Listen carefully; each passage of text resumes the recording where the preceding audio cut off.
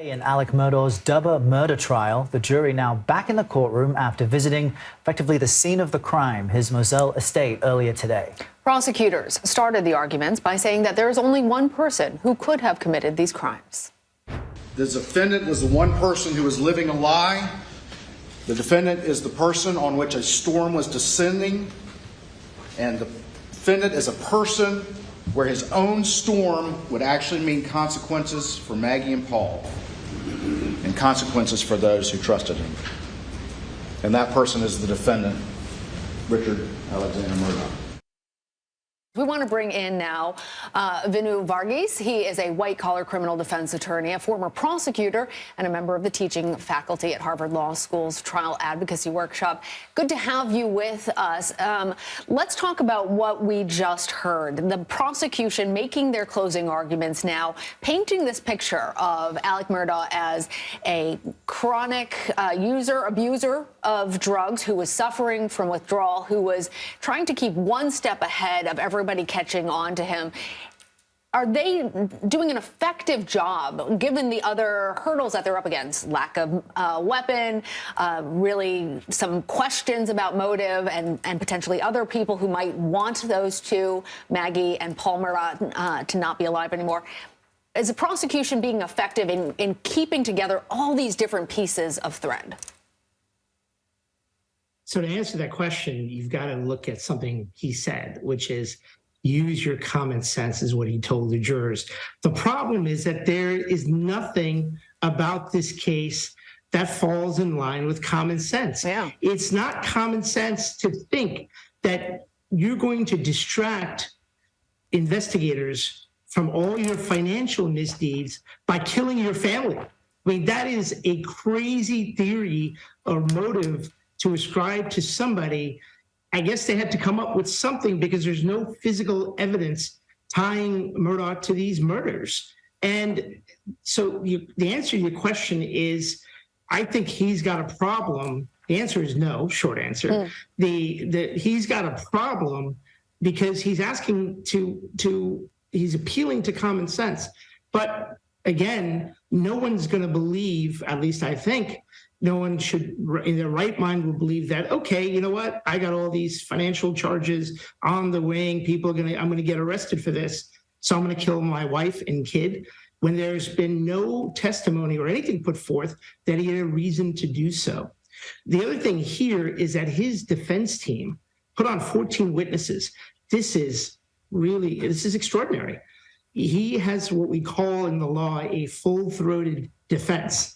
And he put on an alternate theory that there were two shooters. He got on the stand and testified and appeared sympathetic, controlled the course of the conversation, and has given himself a winning chance. As an outsider looking at this, I thought, it was a desperate act. What else is he going to do? But it may ultimately prevail. I mean, we'll find out soon. And the context, of course, is that, well, he would know how to cover a crime up, considering he's part of this prosecution dynasty that goes back generations. So then what do you make of this crime scene visit that the jurors went on today?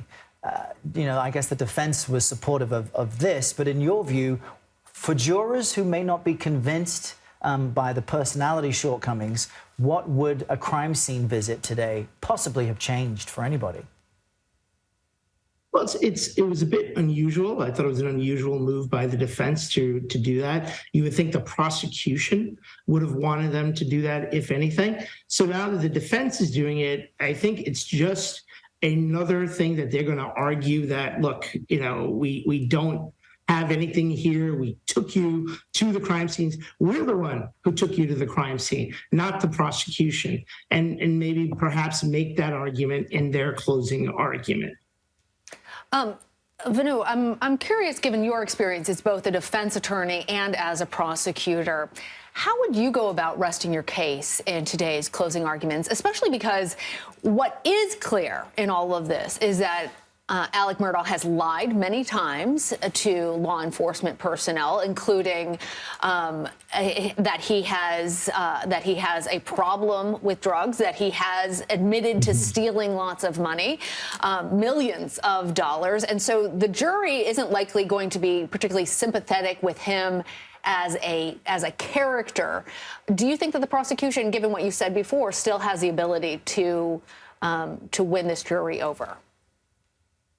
Sure. I mean, they're throwing up a lot of stuff up there, right? That he's a bad guy. And so, you know, the prosecution wants you to believe that because he is a fraudster, he had a motive to kill his wife and family. You know, let's think about that and take that in consideration. That on its own, to me, sounds far-fetched.